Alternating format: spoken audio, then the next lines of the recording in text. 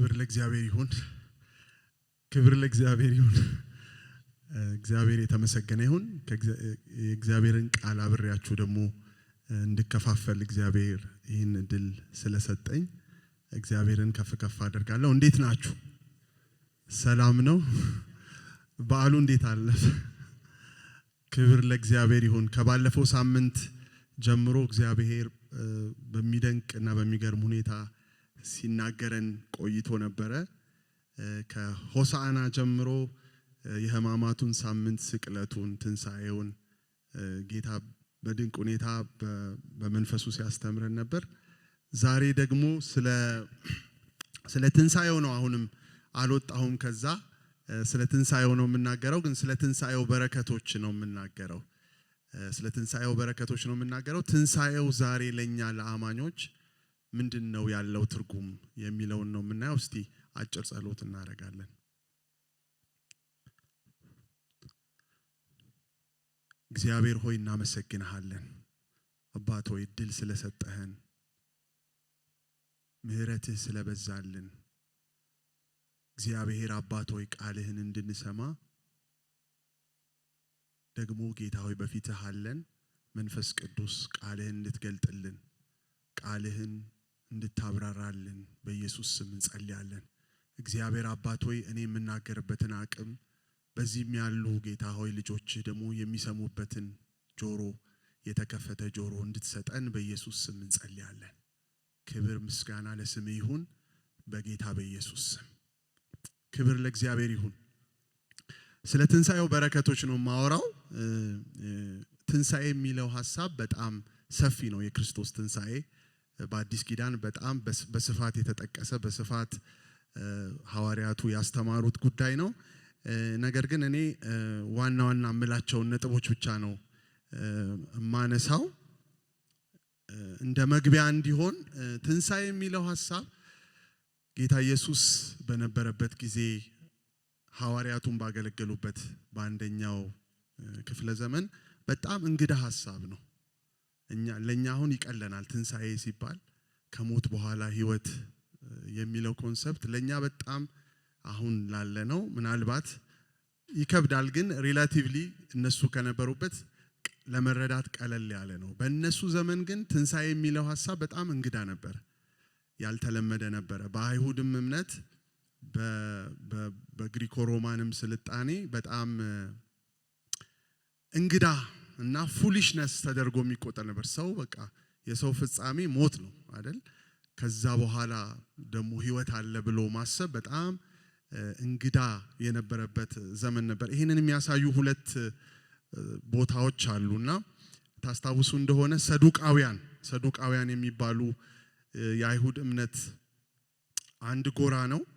ለሕጉ በጣም ቀናኢ የነበሩ ናቸው። ከፈሪሳውያን የሚለዩት ፈሪሳውያን ወጎችን ይጨምራሉ። እነዛ ግን ፒውርሊ በጣም ቀናኢና ወግ አጥባቂ የነበሩ ቡድኖች ናቸውና በትንሣኤ አያምኑም ነበረ እና ትንሣኤ ሙታን የለም የሚሉ ነበሩ። እና ታስታውሱ እንደሆነ ማቴዎስ 22 ላይ ባሏ ዘር ሳይተካ ከሞተ ሁለተኛውን ወንድም እንድታገባ እየተባለ 7 ወንድሞችን አገባች፣ 7 ልጆችን አገባች። ከዛ በኋላ ሁሉ ሳትወልድ ሞተችና ማነው በሰማይ ማነው ባሏ ወይም ደግሞ በሰማይ ማነው እንትን ሚላት ብለው ጠይቀውት ነበረ። ጌታ ኢየሱስ የመለሰላቸው ምንድነው? በትንሣኤስ እንደ እግዚአብሔር መላእክት ይሆናሉ እንጂ አያገቡም አይጋቡምም። ትንሣኤን ሞክ ለማድረግ ነው ይህንን ጥያቄ አዘጋጅተው መጥተው የነበሩት ሰዱቃውያን። እና ጌታ ምን አላቸው? የተጻፈውን አታስተውሉ ምን? እግዚአብሔር የሕያዋን አምላክ እንጂ የሙታን አይደለም። ስለዚህ ይሄ ትንሣኤ የሚለው ሐሳብ በጣም በአይሁድ እምነትም እንግዳ የሆነ ነበረ። የጳውሎስን ደግሞ አገልግሎት ስንመለከት ሐዋርያት ሥራ ምዕራፍ 17 በአቴና በተባለ ቦታ ለጥቂት ጊዜ ቆይቶ ነበረ ጳውሎስ። ያ ጣዖት የሞላበት መንፈሱ የተበሳጨበት ጊዜ ማለት ነው። እና እዛ ያለ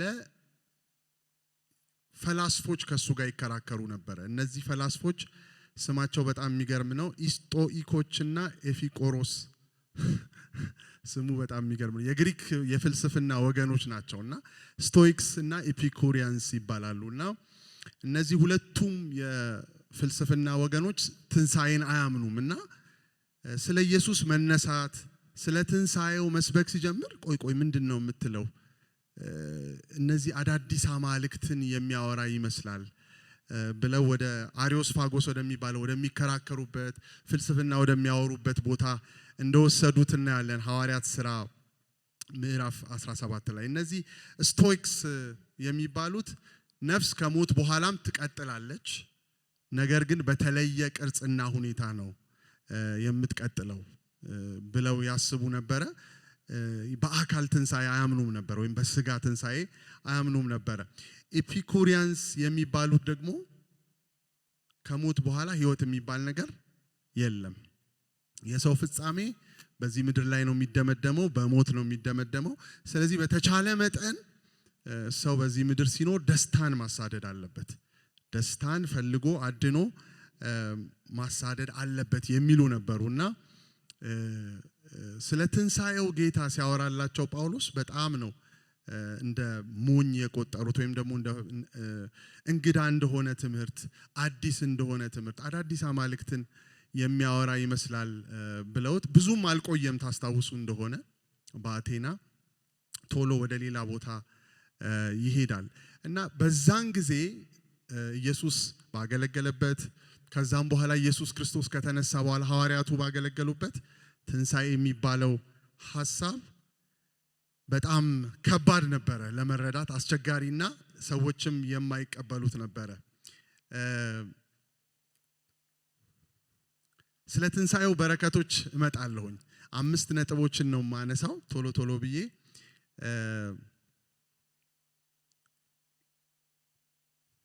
የመጀመሪያው ሐሳቤ የክርስቶስ ትንሳኤ የመዳናችን ወይም ጻድቅ የመሆናችን ወይም አዲስ ፍጥረት የመሆናችን ዋና መሰረት ነው።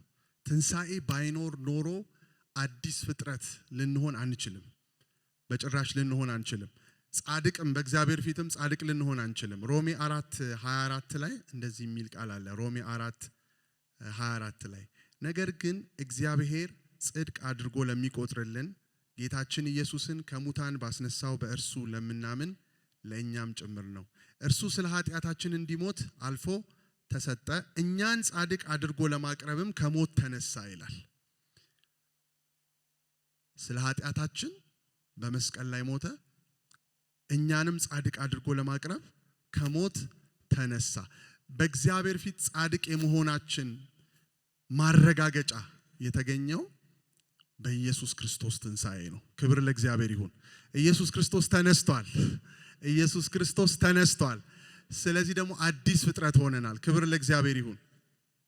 ክብር ለእግዚአብሔር። በጣም ብዙ ቦታዎችን አዲስ ፍጥረት ስለመሆናችን በክርስቶስ ትንሳኤ ብዙ ቦታዎችን ታገኛላችሁ። ወደ ሁለተኛው ነጥቤ ሄዳለሁኝ። ሁለተኛው ነጥቤ ትንሳኤው የወንጌሉ ስብከት ዋና ማዕከል ነው። ሐዋርያቱ የሰበኩትን ወንጌል ስታዩ የትንሳኤን ወንጌል ነው የሰበኩት። የትንሳኤን ወንጌል ነው የሰበኩት። በተለያየ ቦታ ላይ የእግዚአብሔር ቃል ሲናገር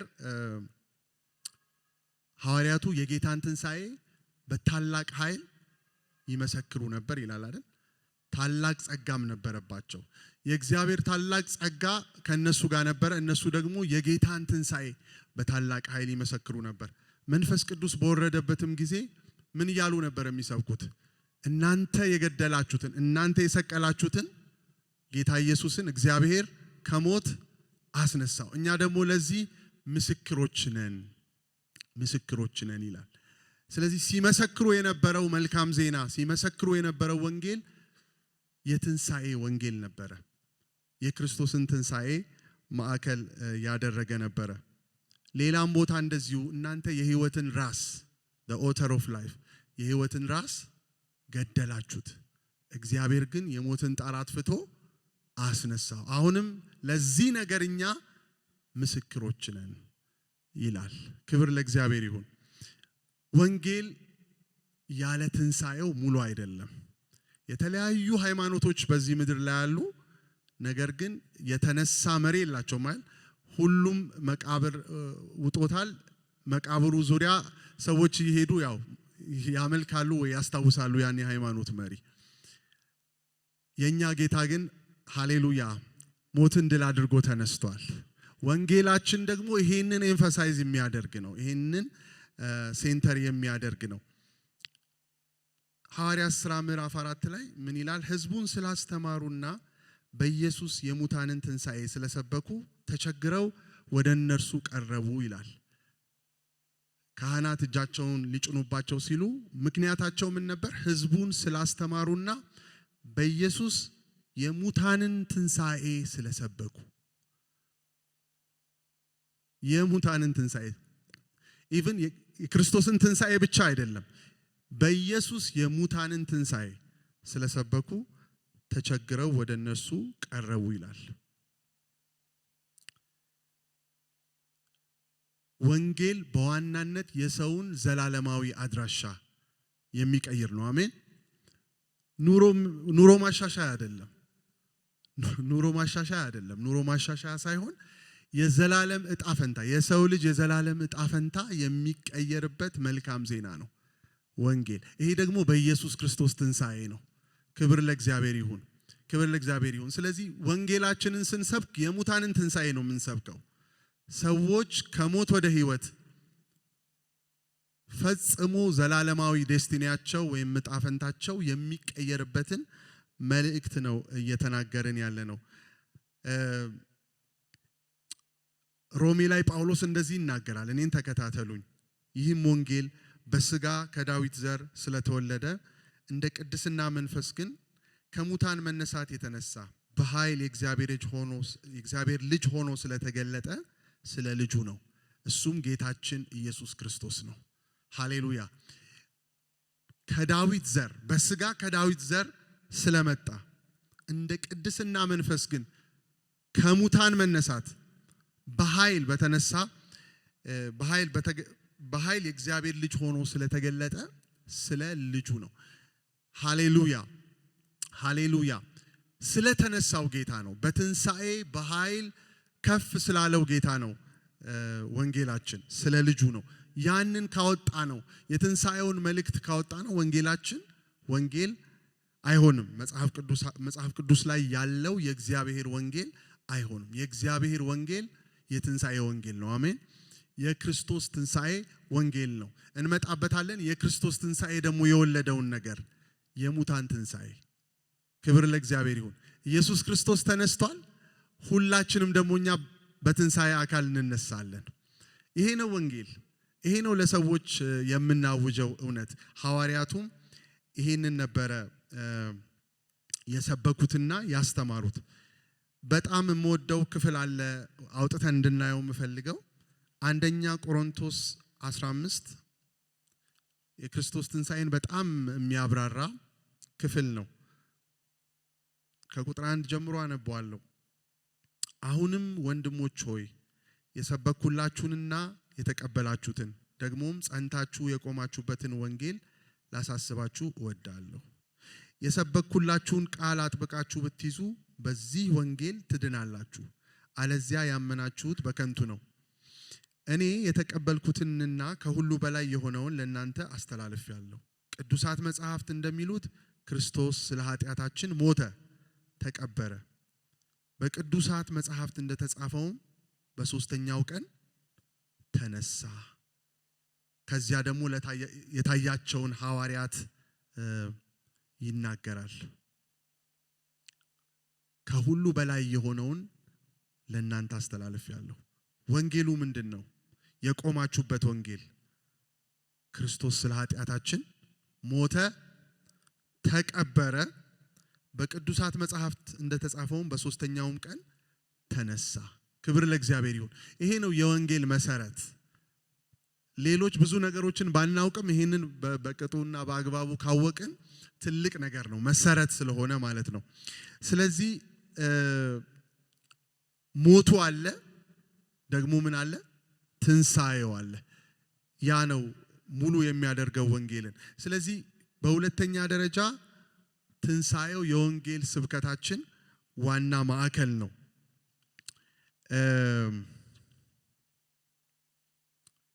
ክብር ለእግዚአብሔር ይሁን። ሶስተኛው በረከት አሁናዊና የወደፊት ተስፋችን መሰረት ነው። አሁናዊና የወደፊት ተስፋችን መሰረት ነው የክርስቶስ ትንሣኤ። ከ2000 ዓመት በፊት የተከሰተ ታሪክ አድርገን ታሪካዊ ክስተት ብቻ አድርገን ልንወስደው አንችልም። ለአማኞች ለክርስቲያኖች ዛሬም የተስፋችን ምንጭ ወደፊትም የተስፋችን ምንጭ የሚመነጨው ከክርስቶስ ትንሣኤ ነው። አነብላችኋለሁ። አንደኛ ጴጥሮስ ላይ ምን ይላል? ምዕራፍ 1 ቁጥር 3 የጌታችን የኢየሱስ ክርስቶስ አምላክና አባት ይባረክ። እሱ ከታላቅ ምሕረቱ የተነሳ በኢየሱስ ክርስቶስ ከሞት መነሳት ምክንያት ለሕያው ተስፋ በሚሆን አዲስ ልደት እንዲሁም በሰማይ ለማይጠፋ ለማይበላሽና ለማይለወጥ ርስት እንደገና ወለደን። እግዚአብሔር ከታላቅ ምሕረቱ የተነሳ ኢየሱስ ክርስቶስ ከሞት በመነሳቱ ለሕያው ተስፋ በሚሆን አዲስ ልደት እንዲሁም በሰማይ ለማይጠፋ ለማይበላሽና ለማይለወጥ ርስት እንደገና ወለደን ይላል። ዳግም ልደታችን ፖሲብል የሆነው ዳግም ልደታችን የተቻለው ከእግዚአብሔር ታላቅ ምሕረት የተነሳ ነው። እንደገና ደግሞ ኢየሱስ ክርስቶስ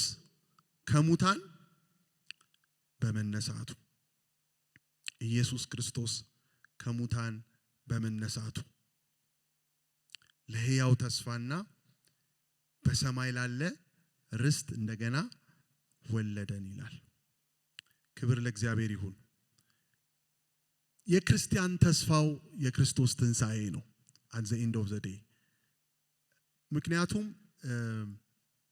እቺ የምንኖርባት ዘመን 70 እና 80 ዓመቷ የዘላለም ጠብታ ናት። ባይዘው እኛ ብዙ እንደምንኖር እናስባለን፣ ብዙ ነገር እንደምናደርግ እናስባለን። ከዘላለም አንፃር ግን ድሮፕ ናት ወይም ጠብታ ናት። ገና የዘላለም ኑሮ ለመኖር እየተዘጋጀን ያለ ነው። አሁን ይሄ ፕሪፓሬሽን ታይም ነው እንጂ ዋናው አይደለም። ዋናው ኑሮ እዚህ አይደለም። እና እግዚአብሔር የሰራው ስራ ግን በጣም ይገርማል። ዘላለማችንን ነው ያስተካከለው። ክብር ለእግዚአብሔር ይሁን። ዘላለማችንን ነው ያሳመረው እግዚአብሔር በክርስቶስ ኢየሱስ ትንሣኤ ለሕያው ተስፋና ለማይበላሽ ለማይለወጥ ርስት እንደገና ወለደን ይላል። አንድ ስፍራ ደግሞ እንድንቆይ ይፈልጋለሁ። ሁለተኛ ቆሮንቶስ 4 ላይ ሁለተኛ ቆሮንቶስ ምዕራፍ 4 ቁጥር 16 ጀምሮ ያለውን አነባለሁ። ስለዚህ ተስፋ አንቆርጥም። ውጫዊው ሰውነታችን እየጠፋ ቢሄድም እንኳ ውስጣዊ ሰውነታችን ዕለት ዕለት ይታደሳል። ምክንያቱም ቀላልና ጊዜያዊ የሆነው መከራችን ወደር የማይገኝለት ዘላለማዊ ክብር ያስገኝልናል። ስለዚህ ዓይናችን የሚያተኩረው በሚታየው ነገር ላይ ሳይሆን በማይታየው ላይ ነው። የሚታየው ጊዜያዊ ነውና የማይታየው ግን ዘላለማዊ ነው። ሁለት ነገሮች ተቃራኒ ነገሮችን እያወዳደረ በዚህ ቦታ ይናገራል። ሲጀምር ምን ብሎ ነው የሚጀምረው? ተስፋ አንቆርጥም። ለምን? ውጫዊ ሰውነት የሚለው አለ በዚህ በኩል ውስጣዊ ሰውነት፣ ጊዜያዊ መከራ፣ በዚህ በኩል የዘላለም ክብር፣ በዚህ በኩል የሚታየው ነገር፣ በዚህ በኩል የማይታየው ነገር፣ ጊዜያዊ ዘላለማዊ። ከነዚህ ነገሮች ጋር ነው እየኖርን ያለ ነው። አሁን እንደ አማኞች ከሁለቱም ጋር እየተሻሸን ነው የምንኖረው። ከውጫዊ ሰውነት አለን አይደል? ውስጣዊ ሰውነትም አለን። ጊዜያዊ መከራ፣ ጊዜያዊ ሐዘን፣ ጊዜያዊ ችግሮች አሉ አይደል? የዘላለም ክብር ደግሞ አለ በዚህ ሳይድ። የሚታየው ነገር አለ፣ የማይታየው ነገር አለ። ጊዜያዊው ነገር አለ፣ ዘላለማዊው ነገር አለ። ተስፋ ማንቆርጠው ለምንድን ነው? የውጭው ሰውነታችን ምን ያደርጋል? ያረጀ እየጠፋ ነው የሚሄደው። የውስጡ ሰውነታችን ግን ምን ይላል? እለት እለት ይታደሳል። ምክንያቱም ዛሬ የሚገጥመን ጊዜያዊ መከራ፣ ጊዜያዊ ችግር፣ ጊዜያዊ ፈተና የዘላለምን ክብር ምን ያደርግልናል ይላል? ያስገኝልናል ይላል። ክብር ለእግዚአብሔር ይሁን። ኤተርናል የሆነ ፐርስፔክቲቭ ወይም ዘላለማዊ የሆነ እይታ ከሌለን እንደ ክርስቲያን በማየት ብቻ የምንመላለስ ከሆነ ሁሉ ነገር እየባሰ እየጨለመ እያረጀ ነው የሚሄደው አይደል? ጳውሎስ ግን በዚህ ስፍራ ምን ይላል? we don't lose hope፣ ተስፋ አንቆርጥም። የውስጡ ሰውነታችን እለት እለት ይታደሳል። ለምን? የሚታየው ምንድነው? ጊዜያዊ ነው። የማይታየው ግን ዘላለማዊ ነው። አይናችን በዛ ላይ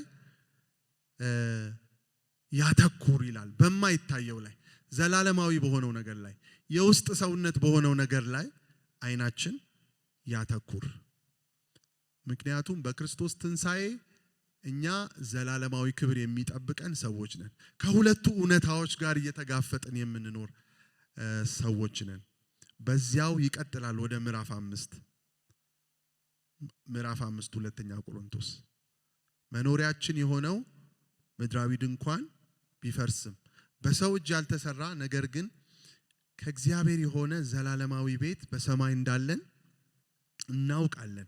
እስከዚያው ግን የሰማዩን መኖሪያችንን ለመልበስ እየናፈቅን እንቃትታለን። በእርግጥ ከለበስነው ራቁታችንን ሆነን አንገኝም። በዚህ ድንኳን እስካለን ድረስ ከብዶን እንቃትታለን።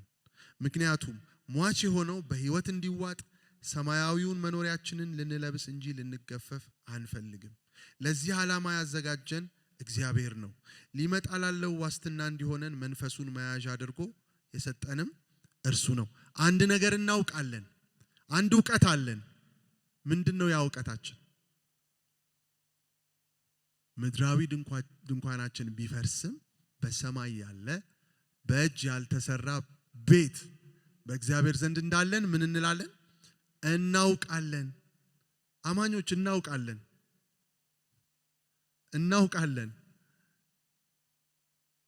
ይሄ ምድራዊ ድንኳን ይፈርሳል፣ ነገር ግን የማይፈርስ ቤት ከእግዚአብሔር ዘንድ እንዳለን እናውቃለን። ምክንያቱም ኢየሱስ ክርስቶስ ተነስቷል። የተነሳው ለዚህ ነው። እናውቃለን ይልና ከዛ ደግሞ ምን ይላል? እንናፍቃለንም ይላል። ክርስትና በመናፈቅ የሚኖር ነው። ዘላለማዊውን ቤት ከክርስቶስ ጋር ያለውን ዘላለማዊ ኑሮ በመናፈቅ የሚኖር ኑሮ ነው። እንናፍቃለን፣ እናውቃለን፣ እንናፍቃለን። ሶስተኛ ደግሞ ከብዶን እንቃትታለን ይላል። ከብዶን እንቃትታለን። ተመችቶን አይደለም። ውስጣችን የገባ ህይወት አለ፣ ሙሉ በሙሉ የሚገለጥ ጌታ ሲመጣ ወይም ወደሱ ስንሄድ። ስለዚህ አሁን የለበስነው ድንኳን ከብዶን ምን እናደርጋለን? እንቃትታለን። ለምን እንደዚህ ሆነ? ለዚህ ዓላማ ያዘጋጀን ማን ነው ይላል? እግዚአብሔር ነው። እንደዚህ እንድንኖር የፈለገው እግዚአብሔር ነው። ለዚህ ዓላማ ያዘጋጀን እግዚአብሔር ነው። የእግዚአብሔር ዓላማ ዘላለምን ታሳቢ ያደረገ ነው። እግዚአብሔር የተመሰገነ ይሁን። ለዛ ነው ኢየሱስ ክርስቶስ የተነሳው። ለዚህ ዓላማ የሰራን እግዚአብሔር ነው። ከዛ ለዛ ህይወት ደግሞ ለምንናፍቀው ለምንቃትትለት ህይወት ደግሞ ምን ሰጠን ይላል? መያዣ ሰጠን፣ ቅምሻ ሰጠን ማለት ነው። የሰማይን ፎርቴስት ወይም ደግሞ ሰማይ ምን ሊመስል እንደሚችል በትንሹ ቀብድ ማለት ነው ሰጠን። ለዛ ነው የእግዚአብሔር ቃል ኤፌሶን 1 ላይ ምን ይላል? በተስፋው መንፈስ በመንፈስ ቅዱስ ታተማችሁ፣ እሱም የርስታችን መያዣ ነው። ክብር ለእግዚአብሔር ይሁን።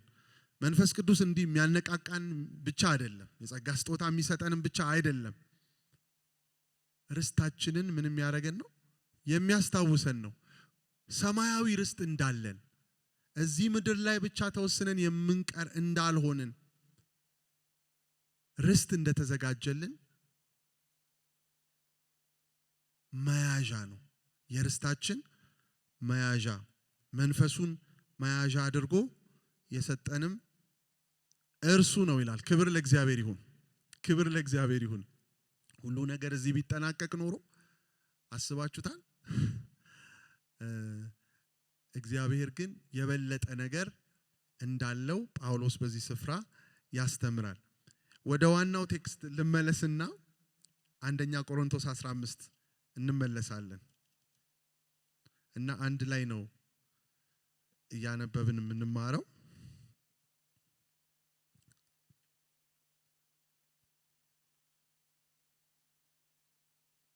አንደኛ ቆሮንቶስ 15 ከ12 ጀምሮ በቆሮንቶስ አንዳንድ አስተማሪዎች ነበሩ።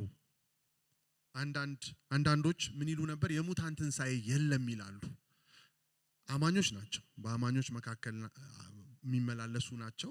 ግን የሙታን ትንሣኤ የለም ይሉ ነበር። ለነሱ ምላሽ የሚሆነውን ነገር ጳውሎስ ይናገራል። አንደኛ ቆሮንቶስ ከ15 ከ12 ጀምሮ ክርስቶስ ከሙታን እንደተነሳ የሚሰበክ ከሆነ ከናንተ አንዳንዶቹ እንዴት የሙታን ትንሣኤ የለም ይላሉ?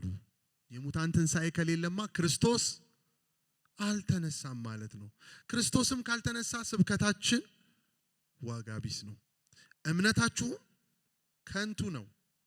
ከዚህም በላይ እግዚአብሔር ክርስቶስን ከሞት አስነስቶታል ብለን በመመስከራችን ሐሰተኞች የእግዚአብሔር ምስክሮች ሆነን ተገኝተናል። ሙታን የማይነሱ ከሆነ ክርስቶስንም አላስነሳውም ማለት ነው።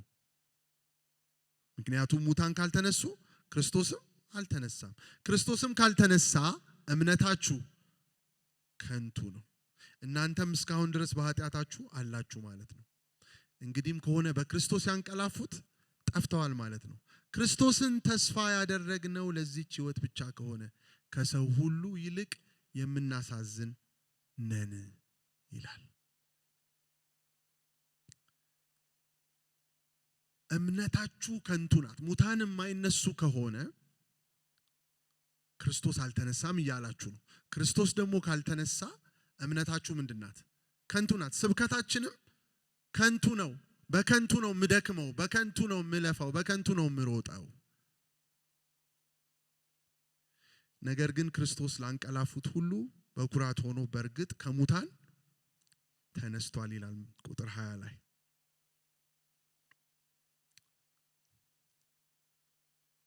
ክብር ለእግዚአብሔር ይሁን። ክርስቶስ እንደ በኩራት ከሙታን ተነስቷል።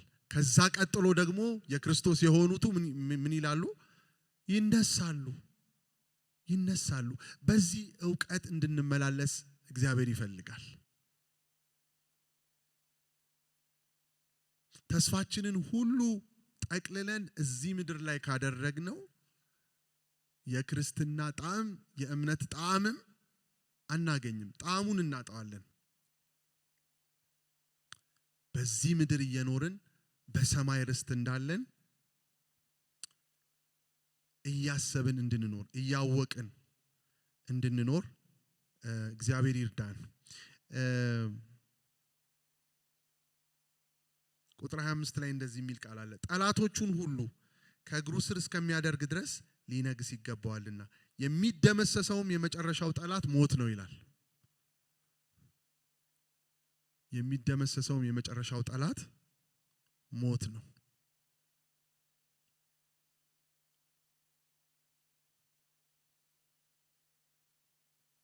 የእግዚአብሔር ቃል ሲናገር በሞት ፍርሃት ባርነት ይታሰሩ የነበሩትን ነፃ እንዲያወጣ በስጋና በደም ተካፈለ ይላል። ክብር ለእግዚአብሔር ይሁን። ስለዚህ እኛ ከሞት ፍርሃት ውጪ ነን። ክብር ለእግዚአብሔር ይሁን። ከሞት ፍርሃት ውጪ ሞትን የምናይበት መንገድ ተቀይሯል። ከክርስቶስ የተነሳ በክርስቶስ ውስጥ በመሆናችን ሞትን እንደ መሻገሪያ ወደሚቀጥለው ህይወት መሻገሪያ ነው የምናየው። የሞት ፍርሃት ተወግዷል። በመጨረሻ ደግሞ ሞት ራሱ ምን ይደረጋል? ይደመሰሳል ነው የሚለው። ክብር ለእግዚአብሔር ይሁን። ይሄ የትንሣኤው ትሩፋት ነው። ምክንያቱም ተነስቷል። ሁሉን ነገር ጌታ ኢየሱስ ተነስቷል። ሁሉን ደግሞ ከእግሩ በታች ምን ያደርጋል? ያስገዛል። ጠላቶቹን በሙሉ ዋናው ደግሞ ጠላት መጨረሻ የሚደመሰሰውና ኢንአክቲቬት የሚደረገው ዲአክቲቬት የሚደረገው ምንድነው? ሞት ነው ይላል። ክብር ለእግዚአብሔር ይሁን። ይሄ በጣም እምነታችንን የሚፈትሽ ነገር ይመስለኛል። ምክንያቱም እግዚአብሔርን እስከ ድረስ ነው የምናምነው።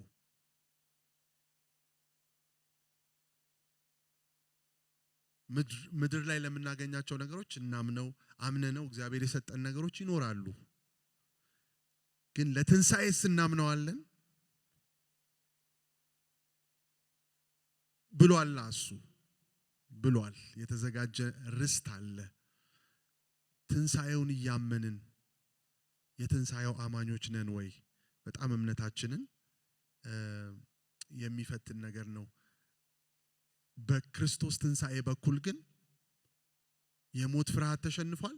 በመጨረሻም ደግሞ ሞት ይደመሰሳል። ክብር ለእግዚአብሔር ይሁን።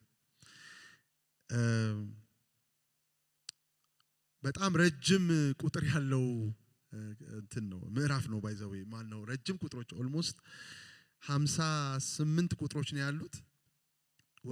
ወረድ ብለን እናነባለን። ቁጥር 50 ላይ ወንድሞች ሆይ ይህን እነግራችኋለሁ፣ ስጋና ደም የእግዚአብሔርን መንግስት አይወርሱም፣ የሚጠፋውም የማይጠፋውን አይወርስም። እነሆ አንድ ምስጢር እነግራችኋለሁ፣ ሁላችን አናንቀላፋም፣ ነገር ግን ሁላችንም እንለወጣለን። ይህም የሚሆነው የመጨረሻው መለከት ሲነፋ ድንገት በቅጽበተ ዓይን ነው። መለከት ይነፋል፣ ሙታን የማይበሰብሱ ሆነው ይነሳሉ፣ እኛም እንለወጣለን። የሚጠፋው የማይጠፋውን የሚሞተው የማይሞተውን ሊለብስ ይገባዋልና የሚጠፋው የማይጠፋውን የሚሞተውም የማይሞተውን በሚለብስበት ጊዜ ሞት በድል ተዋጠ ተብሎ የተጻፈው ቃል ይፈጸማል። እንዲሁም ሞት ሆይ ድል መንሳትህ የት አለ? ሞት ሆይ መንደፊያህስ የት አለ? የሞት መንደፊያ ኃጢአት ነው፣ የኃጢአትም ኃይል ሕግ ነው። ነገር ግን በጌታችን በኢየሱስ ክርስቶስ በኩል ድልን ለሚሰጠን ለእግዚአብሔር ምስጋና ይሁን። ክብር ለእግዚአብሔር ይሁን። እንለወጣለን የእግዚአብሔርን መንግስት ለመውረስ። ምክንያቱም ይሄ ስጋና ደም የሚያረጀው የሚበሰብሰው ዘላለማዊውን መንግስት ሊወርስ አይችልም። ስለዚህ ኢየሱስ ክርስቶስ በራሱ ድንቅ አሰራር ይሄንን ስጋችንን ምን ያደርገዋል? ይለውጠዋል። የማይሞት አካል ያለብሰናል። ክብር ለእግዚአብሔር ይሁን። ከዛ መንግስቱን እንወርሳለን። በዛን ጊዜ ተስፋው ይፈጸማል። ሞት ሆይ ድል መንሳት የታል? መንደፊያህስ የታል? በኢየሱስ ክርስቶስ ድል ተነስተሃል። ክብር ለእግዚአብሔር ይሁን። ኢየሱስ የተነሳው ለዚህ ነው። የአካል ትንሣኤ የሙታን ትንሣኤ መሰበክ አለበት። አሁንም በቤተ ክርስቲያን መሰበክ አለበት። ምክንያቱም የቃሉ እውነት ስለሆነ። ክብር ለእግዚአብሔር ይሁን። በጣም ከፍተኛውን ጠላት እንግዲህ ከሞት የሚበልጥ ነገር የለም አይደል? ያንን ሁሉ የምናሸንፍበትን እምነት ነው እግዚአብሔር የሰጠን። ያን ሁሉ የምናሸንፍበትን ዜና ነው የሰማነው፣ መልካም ዜና። ክብር ለእግዚአብሔር ይሁን። እግዚአብሔርን እናመሰግናለን። አራተኛውን ነጥብ እናገራለሁ። የክርስቶስ ትንሣኤ ዕለታዊ የክርስትና ኑሯችንን የሚመራ እውነት ነው። የሆነ ቀን የምናገኘው በረከት ብቻ ሳይሆን በየዕለቱ ደግሞ በህይወታችን የምንለማመደው እውነት ነው። ይህንን ሐሳቤን የሚያስረዱ ክፍሎች አሉ። ኤፌሶን 1 ላይ የጳውሎስን የምልጃ ጸሎት እናያለን። ኤፌሶን 1:17 ላይ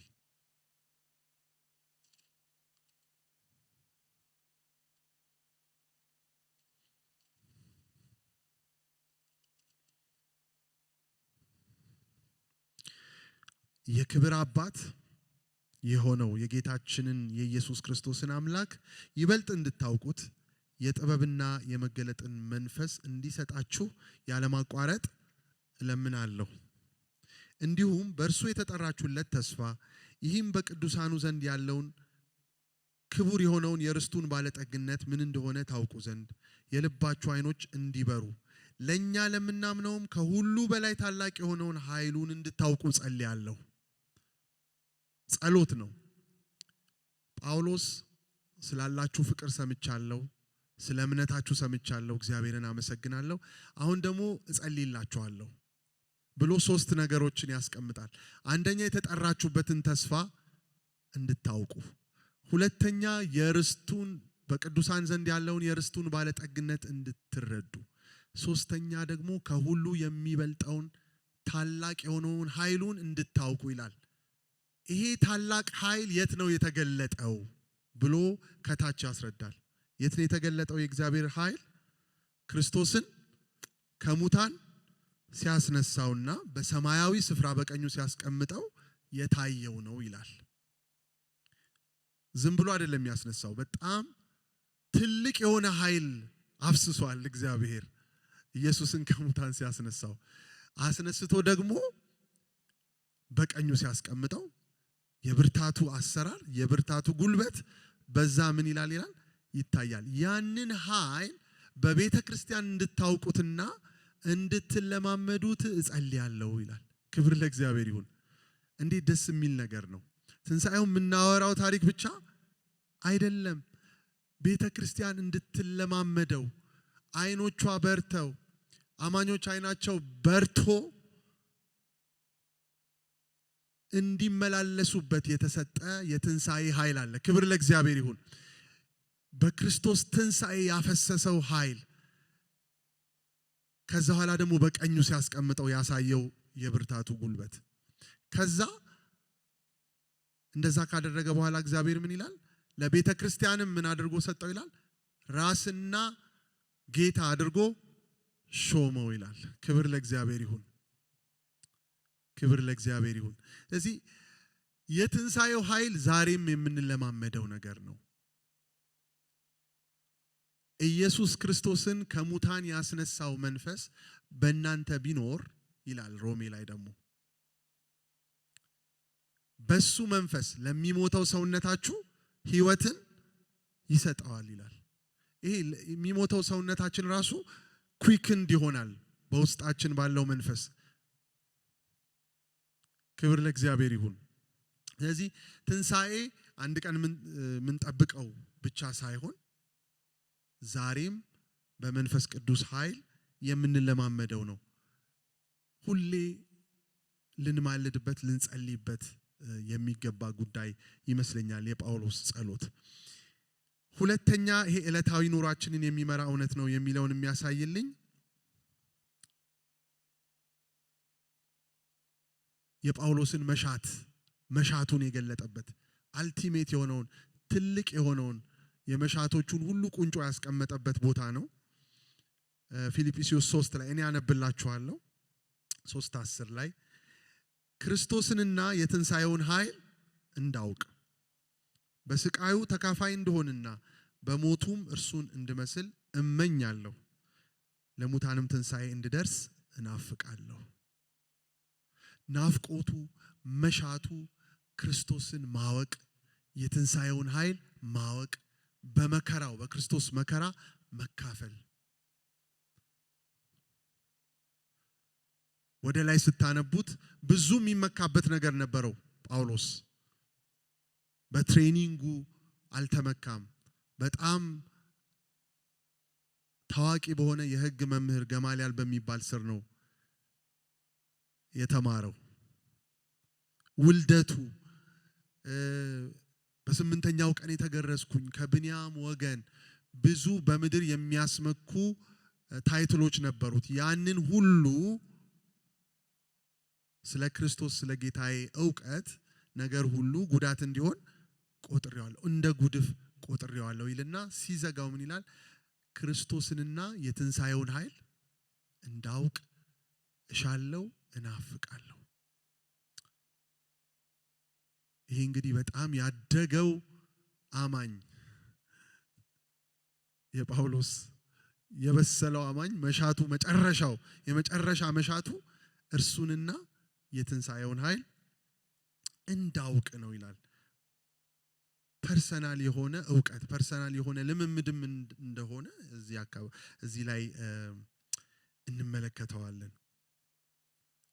የመጨረሻ ነጥቤን ከመናገሬ በፊት ቆላስይስ 3 ላይ እኔ አነብላችኋለሁ እንትን እንዳትሉ 3:1-4 ላይ እንግዲህ ከክርስቶስ ጋር ከተነሳችሁ ክርስቶስ በእግዚአብሔር ቀኝ በተቀመጠበት በላይ ያሉ ነገሮችን እሹ፣ ሐሳባችሁም በላይ ባለው እንጂ በምድራዊ ነገር ላይ አይሁን፣ ሞታችኋልና ሕይወታችሁም በክርስቶስ ከእግዚአብሔር ጋር ተሰውሯልና። ሕይወታችሁ የሆነ ክርስቶስ በሚገለጥበት ጊዜ በዚያን ጊዜ እናንተ ደግሞ በክብር ትገለጣላችሁ።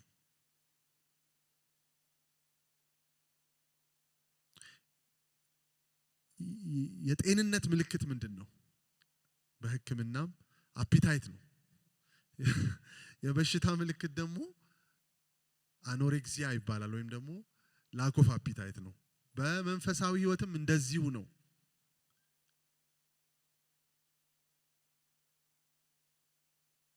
እናንተ ቦታችሁን እወቁ።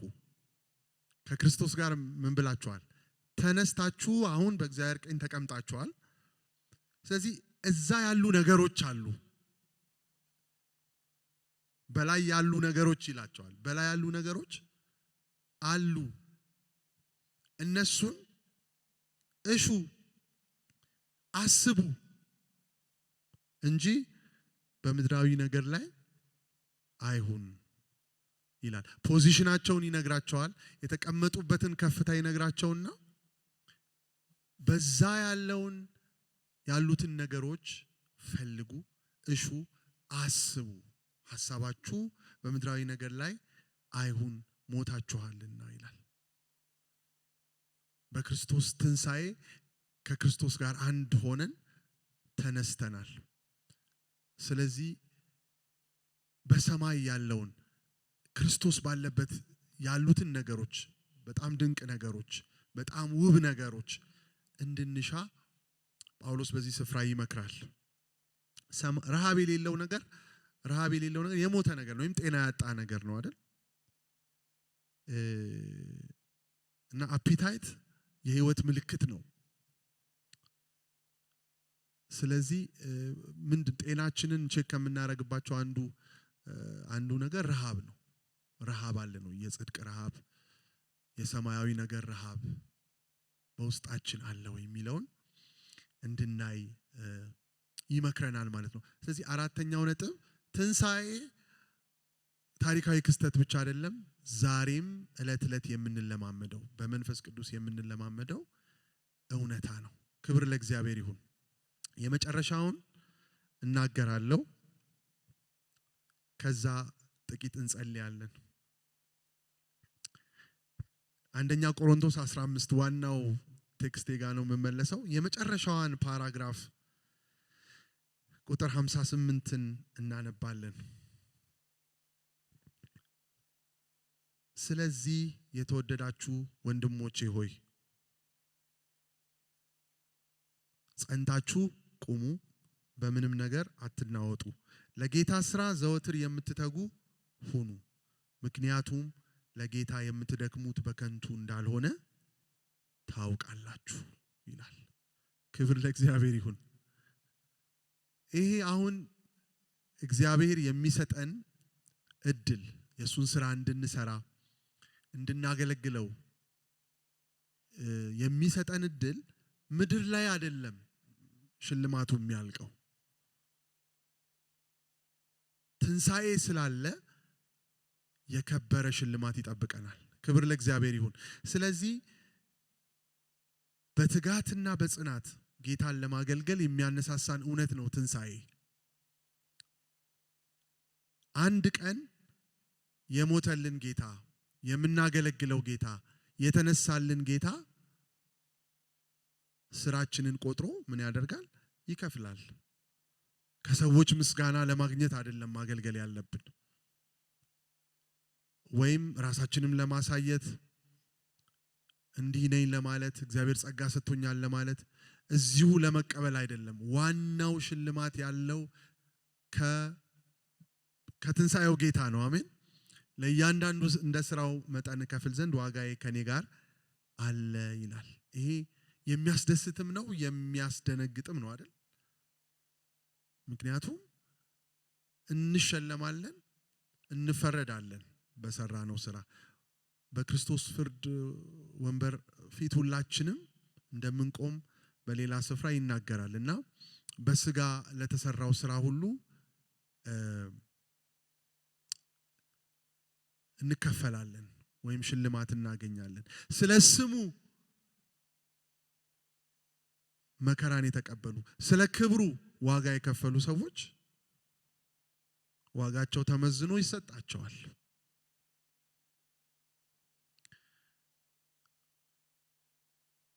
በምንም ነገር አትናወጡ እና ለጌታ ስራ ዘወትር የምትተጉ ሁኑ። የጌታም ስራ ሁል ጊዜ የሚበዛላችሁ ሁኑ ነው የሚለው አሮጌውን ትርጉም የያዛችሁ የሚበዛላችሁ ሁኑ። ምክንያቱም ይሄ ዘላለማዊ ቢዝነስ ነው። እዚሁ ተቦክቶ እዚሁ ተጋግሮ እዚሁ ተበልቶ የሚያልቅ ነገር አይደለም። ጌታ የሚሰጠን አገልግሎት፣ ጌታ የሚልከን ተልእኮ፣ ጌታ የሚሰጠን ስራ በትንሣኤ መነጽር አይተን እንድናገለግል እግዚአብሔር ይርዳን። አንድ ቀን ፊት ለፊት እናየዋለን። ውለታ የዋለልንን ጌታ የሞተልንን መከራ ያየልንን ለኛ ሲል ደግሞ የተነሳልንን ጌታ አንድ ቀን እናየዋለን። አሜን። ከእርሱ ጋር ለዘላለም እንኖራለን፣ ለዘላለም እናመልከዋለን። ስለዚህ ትንሣኤ ይህን ሁሉ ያቀፈ ጉዳይ ነው። ይህን ሁሉ ያቀፈ ጉዳይ ነው። ክብር ለእግዚአብሔር ይሁን።